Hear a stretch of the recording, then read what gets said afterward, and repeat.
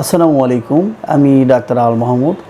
এই হাড় কাঁপানো শীতে সবচেয়ে বড় দুশ্চিন্তার কারণ হয়ে যায় আমাদের পরিবারে যখন শিশুর সর্দি কাশিতে তাকে আক্রান্ত করে, তখন আমাদের সবথেকে বেশি দুশ্চিন্তার কারণ হয়ে দাঁড়ায়। আর এই সর্দি কাশি যখন ধীরে ধীরে নিউমোনিয়ার দিকে চলে যায়, আরও প্রকোপ কোনো রোগের সৃষ্টি করে, তখন তো আরোই বেশি দুশ্চিন্তার কারণ হয়ে যায়। আজকে এই সর্দি কাশি নর্মালি কেন হয়ে থাকে এবং সর্দি কাশির কারণে আপনার শিশুর কী জটিলতা, কী জটিল কঠিন রোগের দিকে নিয়ে যেতে পারে তা নিয়ে বিস্তারিত আলোচনা করব। আর এই শীতে আপনার শিশুকে ঠান্ডা সর্দি কাশি থেকে কিভাবে আপনি ভালো রাখতে পারেন, সুস্থ রাখতে পারেন এবং নিউমোনিয়া থেকে বাঁচার কি উপায় রয়েছে তা নিয়ে বিস্তারিত আলোচনা করব।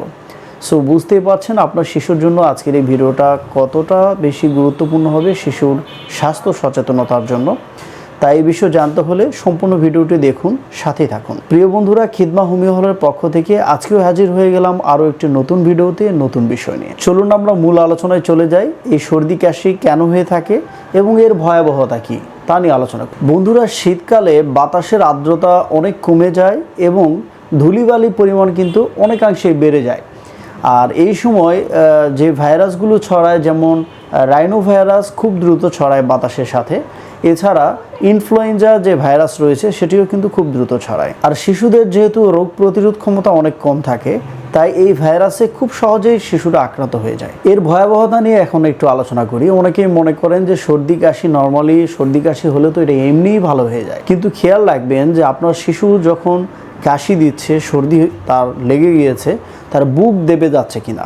বুক যদি দেবে যায় তাহলে এটি কিন্তু নিউমোনিয়ার লক্ষণ। এছাড়া এই সর্দি কাশির কারণে শ্বাসকষ্ট এবং অ্যাজমা ট্রিগার করতে পারে।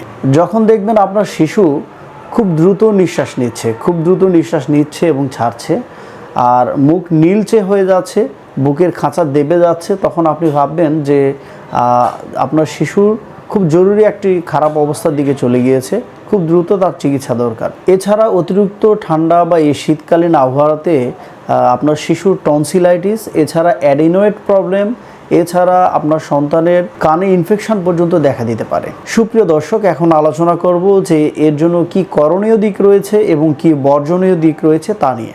আপনি ঘরে বসে ঘরোয়া কি উপায়গুলো, কি টিপসগুলো ফলো করলে আপনার সন্তানকে সুরক্ষিত রাখতে পারবেন। প্রথমে আলোচনা করব এর জন্য কি করণীয় দিক রয়েছে তা নিয়ে। শিশুকে সবসময় কুসুম গরম পানি পান করানোর চেষ্টা করুন।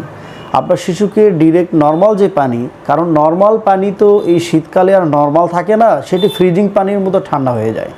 সো অবশ্যই এই নর্মাল পানির সাথে আপনি কুসুম গরম পানি মিক্সড করে শিশুকে পান করান এবং কুসুম গরম পানিতে গোসল করানোর অভ্যাস করুন। শিশুর মাথা, কান মাফলার বা কোনো কাপড় দিয়ে ঢেকে রাখার চেষ্টা করুন।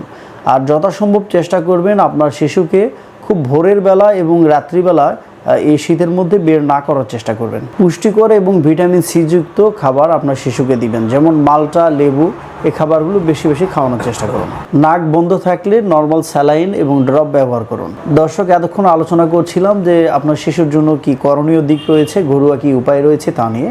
এখন আলোচনা করব আপনার শিশুর এই স্বাস্থ্য সুরক্ষার জন্য ঠান্ডাজনিত সকল ধরনের নিউমোনিয়া, টনসিলাইটিস, অ্যাডিনোয়েড এই প্রবলেমগুলো থেকে মুক্ত রাখার জন্য আপনার শিশুর জন্য এই শীতে কি বর্জনীয় দিক রয়েছে, আপনি কি ঘরোয়া উপায় গড়ে তুলতে পারেন তা নিয়ে আলোচনা করব। এই তীব্র শীতে আপনার শিশুকে ঘর থেকে বের করবেন না, শিশুর সামনে ধূমপান করবেন না এবং পরোক্ষভাবে ধূমপানে শিশুর অনেক ক্ষতি হয়, তা থেকে বিরত থাকুন। অতিরিক্ত ঠান্ডা পানি এবং আইসক্রিম আপনার শিশুর জন্য এই শীতে একদমই নয়, পুরোপুরি বর্জনীয়। আর আরেকটি কথা, ডাক্তারের পরামর্শ ছাড়া হর হামেশে ইচ্ছামতো অ্যান্টিবায়োটিক মেডিসিন আপনার সন্তানকে খাওয়ানো থেকে বিরত থাকুন। কেননা অ্যান্টিবায়োটিক মেডিসিন আপনার শিশুকে আপনি ডাক্তারের পরামর্শ ছাড়া একবার অ্যান্টিবায়োটিক মেডিসিন খাওয়াইলেন ডাক্তারের পরামর্শে, দেখা যাচ্ছে আপনার সন্তান কিছুটা উন্নতি হয়েছে, কিন্তু পরবর্তীতে আপনি আর ডাক্তারের কাছে গেলেন না, কিন্তু তার অন্য কোনো রোগে আক্রান্ত হতে পারে বা সেই অ্যান্টিবায়োটিক আর দেওয়া যাবে কি না সেটি কিন্তু ডাক্তার ভালো বুঝবেন।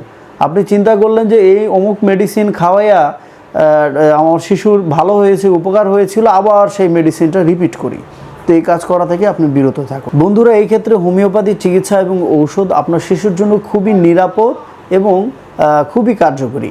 কেননা হোমিওপ্যাথি মেডিসিন সম্পূর্ণ পার্শ্ব প্রতিক্রিয়া মুক্ত হওয়ায় যেহেতু শিশুদের রোগ প্রতিরোধ ক্ষমতা কম থাকে, তাই শিশুদের যখন পার্শ্ব প্রতিক্রিয়া মুক্ত এই হোমিও মেডিসিন খাওয়ানো হয় বা চিকিৎসা প্রদান করা হয়, তখন শিশুরা খুব ইজিলি ভালো হয়ে যায় এবং তাদের কোনো পার্শ্ব প্রতিক্রিয়া না হয় তারা দুর্বল হয়ে পড়ে না। তাই আপনার সন্তানকে হোমিওপ্যাথি চিকিৎসা করান। হোমিওপ্যাথি চিকিৎসার মাধ্যমে এই ঠান্ডাজনিত সকল যে সমস্যাগুলো হয়ে থাকে, রোগগুলো হয়ে থাকে, যেমন অ্যাজমা, টনসিল, নাকের পলিপাস, এছাড়া শ্বাসকষ্টজনিত সমস্যা, তাদের নিউমোনিয়াজনিত সমস্যা, টনসিলাইটিস, অ্যাডিনয়েড, এই প্রবলেমগুলো থেকে কিন্তু আপনার শিশু মুক্ত থাকতে পারছে। আর এই ঠান্ডাজনিত সমস্যার জন্য, সর্দি কাশি এই সমস্যার জন্য হোমিওপ্যাথিতে যেহেতু একটি লক্ষণভিত্তিক চিকিৎসা ব্যবস্থা, অনেক রকম মেডিসিন ব্যবহার হয়ে থাকে। তবে খুবই কমন যে মেডিসিনগুলো ব্যবহার হয়ে থাকে তা নিয়ে এখন একটু টাচ করে যেতে চাই।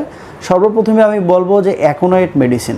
অ্যাকোনাইট মেডিসিন আপনার সন্তানের যদি তীব্রতা অনেক বেশি হয়ে থাকে তখন অ্যাকোনাইট মেডিসিনটি ভালো কাজ করে থাকবে। আর আপনার সন্তানের যদি হঠাৎ করেই ঠান্ডা লাগে এবং তীব্রতা অনেক বেশি হয়, আর এই প্রাথমিক অবস্থায় অ্যাকোনাইট মেডিসিন যখন আপনার সন্তানকে সেবন করাবেন, দেখবেন জাদুর মতো কাজ করছে। খুবই দ্রুত এই সর্দি কাশি ঠান্ডাজনিত সমস্যা থেকে আপনার সন্তানকে মুক্ত করবে। যাদের গলা ব্যথা এবং চোখ মুখ লাল হয়ে গিয়েছে এই ঠান্ডাজনিত সমস্যার পাশাপাশি, তাদের জন্য বেলাডোনা মেডিসিনটি ভালো কাজ করে থাকে। যাদের কাশি একদম খসখসে টাইপের এবং ঠান্ডা সহ্য করার যে শিশুর ক্ষমতা একেবারেই কম, তাদের জন্য হিপারসালফ মেডিসিনটি ভালো কাজ করে থাকে। যাদের কফ উঠতে চায় না কিন্তু বুকের ভিতরে ঘর ঘর শব্দ করে, তাদের জন্য অ্যান্টিমটাট মেডিসিনটি ভালো কাজ করে থাকে। বিশেষ দ্রষ্টব্য, প্রিয় বন্ধুরা, এতক্ষণ যে মেডিসিনের কথা আলোচনা করলাম, বাচ্চার বয়স, বাচ্চার রোগ লক্ষণ এবং কতদিন থেকে এই রোগে বাচ্চা ভুগছেন, এই সব কিছুর উপরে বিবেচনা করে একজন রেজিস্টার্ড চিকিৎসকই পারেন সুনির্দিষ্টভাবে একটি মেডিসিন তৈরি করে মেডিসিন আপনার সন্তানের জন্য ডোজ তৈরি করে দিতে পারেন। সো আপনি একা আপনার সন্তানকে মেডিসিন খাওয়ানো থেকে বিরত থাকুন। আপনার সন্তানের এই সর্দি কাশি ঠান্ডাজনিত যে ডিজিজগুলোর কথা বললাম, এই সমস্যাগুলো যদি দেখা দেয়, একজন রেজিস্টার্ড চিকিৎসকের শরণাপন্ন হয়ে আপনি তাকে দেখান, কেস টেকিং করে উনি ভালো একটি মেডিসিন সিলেকশন করে দিবেন। মেডিসিনগুলো সেবন করার মাধ্যমে খুব দ্রুত পার্শ্ব প্রতিক্রিয়া মুক্তভাবে সকল ধরনের ঠান্ডাজনিত যে রোগগুলো রয়েছে সেগুলো থেকে আপনার শিশু সুস্থ থাকবে, ভালো থাকবে আশা করছি। প্রিয় দর্শক, সতর্কতাই কিন্তু আপনার শিশুর প্রতিকারের চেয়েও উত্তম। সুতরাং আপনার সন্তানকে আপনি সময় দিন, প্রাকৃতিক খাবারগুলোর দিকে আপনি লক্ষ্য রাখুন। আপনার সন্তানের কোন অনিয়মের কারণে একটি রোগ হতে পারে সেই দিকটাতে লক্ষ্য রাখুন।